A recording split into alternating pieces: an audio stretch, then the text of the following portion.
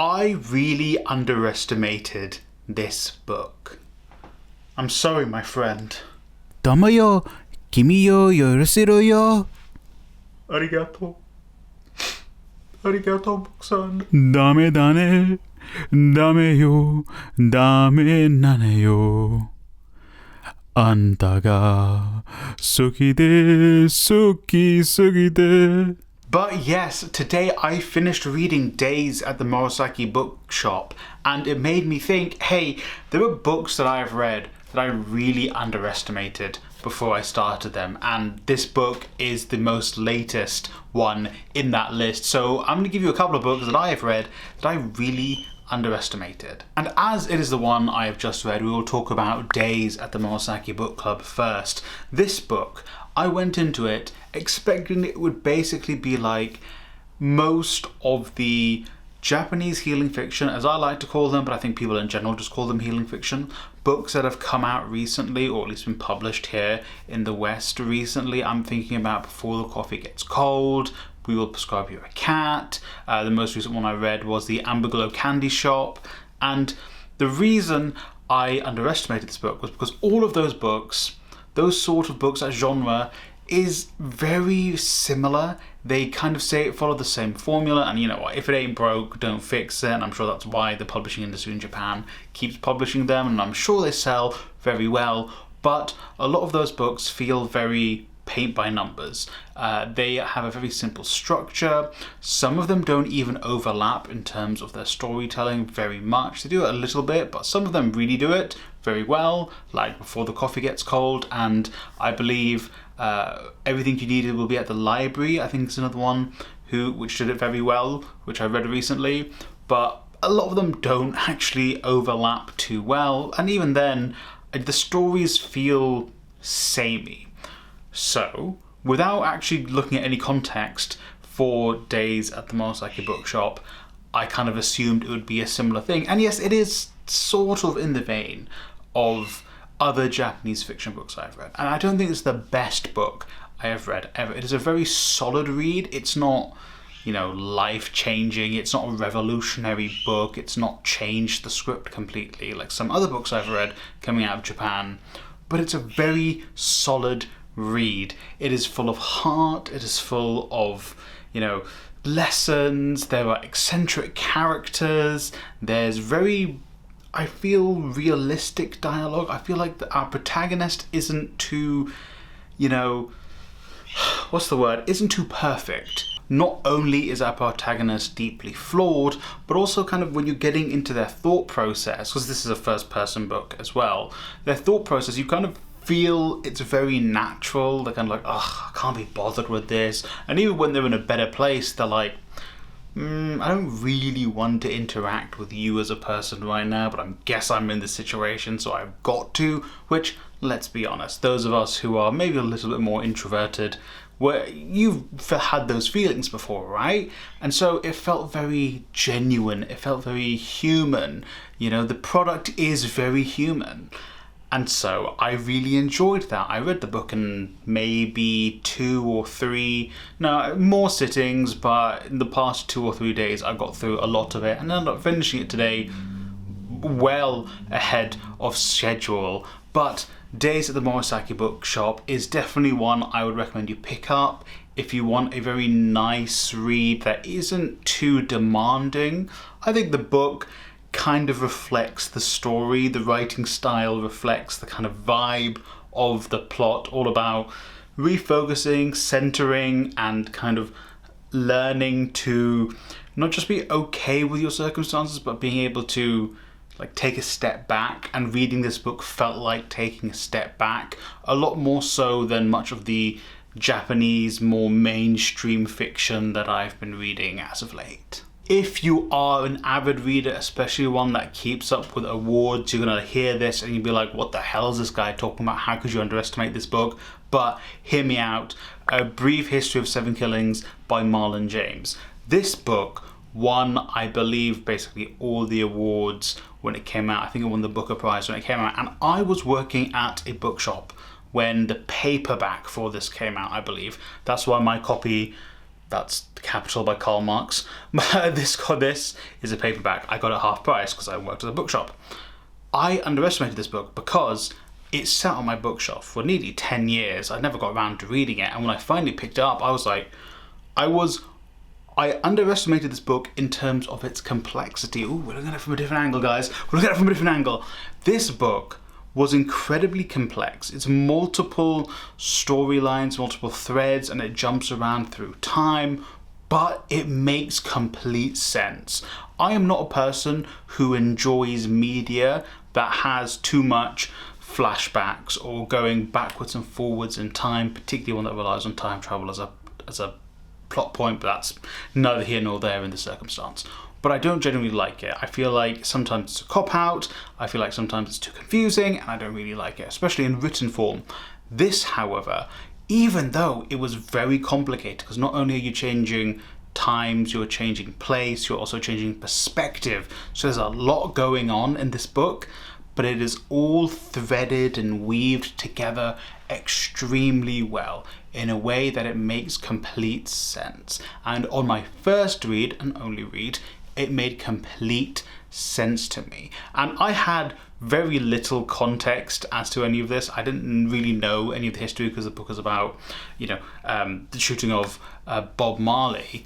I had no context. I didn't know any of this. My only understanding of Bob Marley was a couple of the songs that my parents liked when I was young and we would listen to them. That's all I knew about Bob Marley. So I went into this zero context on any of this, and it is such a good read. It is fantastic. I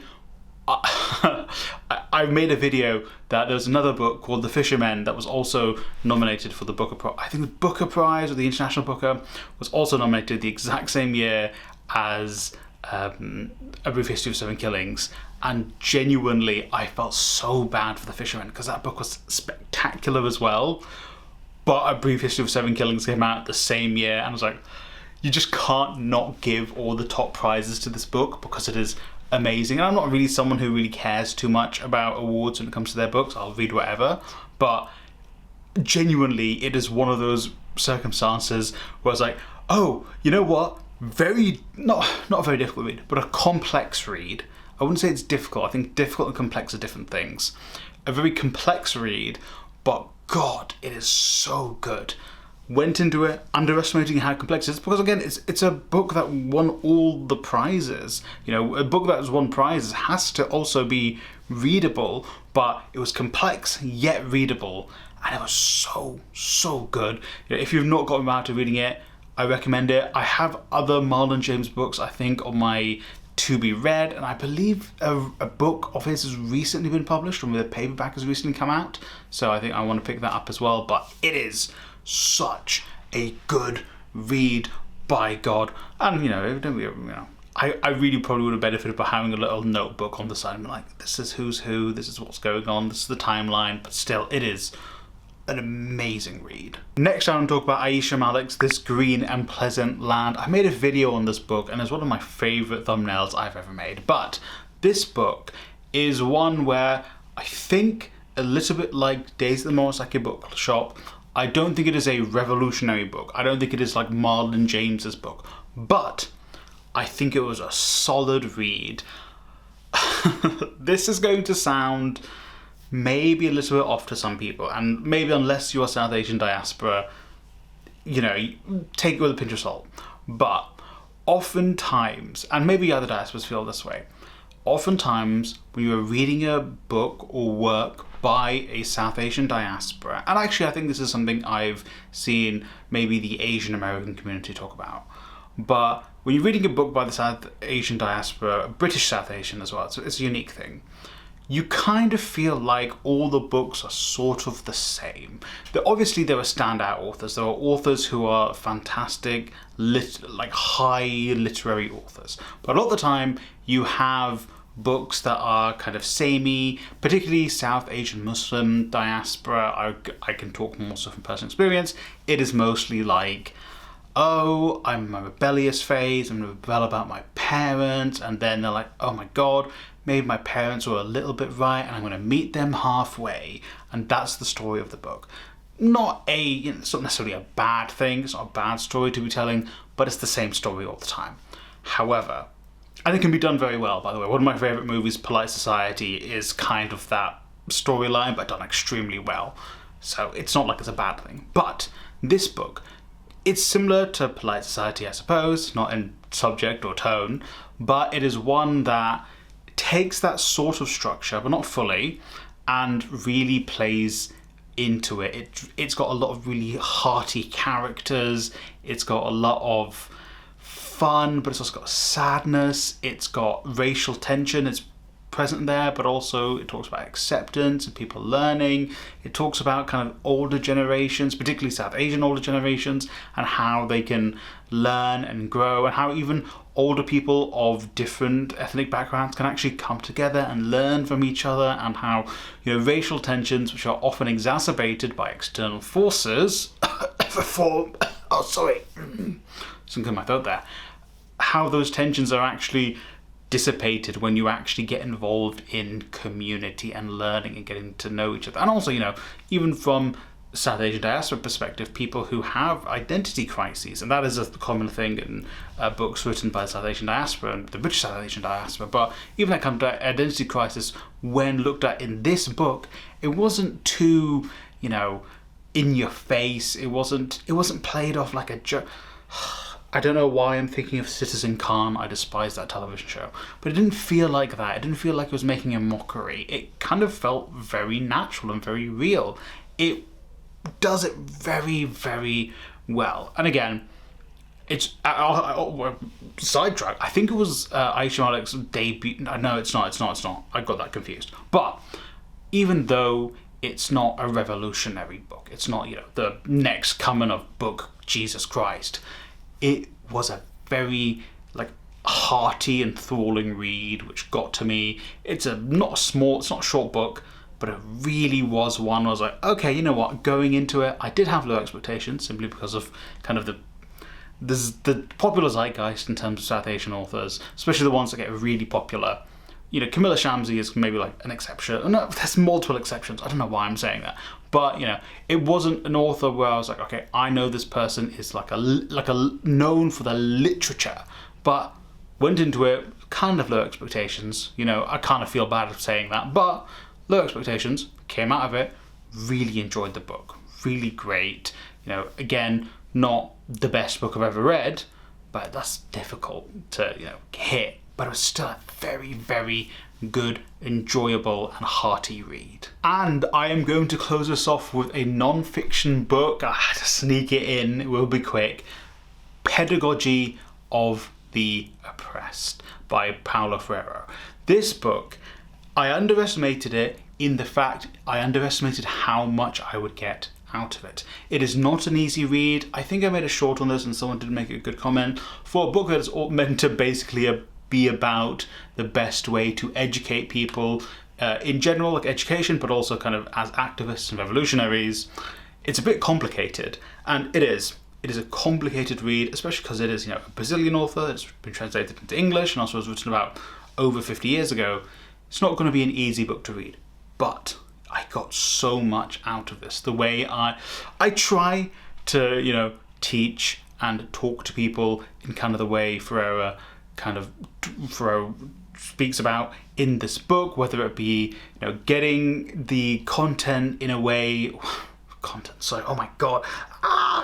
brain, no, don't say that, don't, you gotta lock out a little bit, my friend.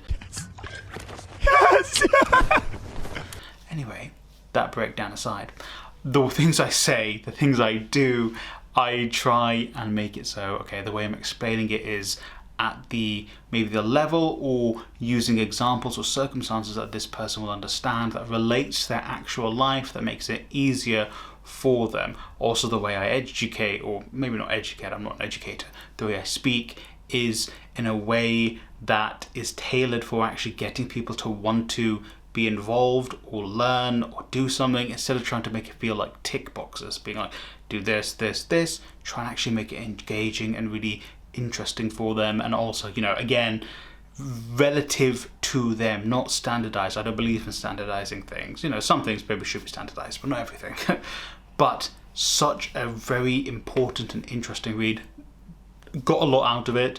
Definitely one I think I need to read again and again. Hopefully this is going to be one of those books that in like 30 years time my copy will be tattered and all over the place and I'll have notes scribbled in it, and then, you know, inevitably my wife will come across and she's like, whoa, oh my god, this is so well annotated, he clearly cares about this book, and I'll be there kind of like on my deathbed or something. I don't know why that's going to be in 30 years.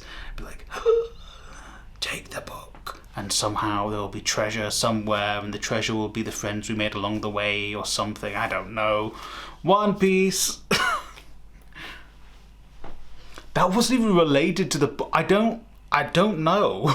So those were some books that I underestimated for different reasons. Let me know some books you underestimated in the comments down below. Remember to like, subscribe, share the video with a friend or family member, and hey, I hope you read a great book today. My camera's about to die.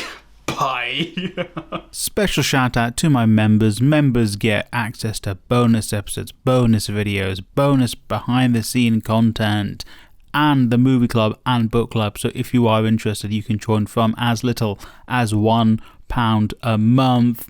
Thank you again to the members.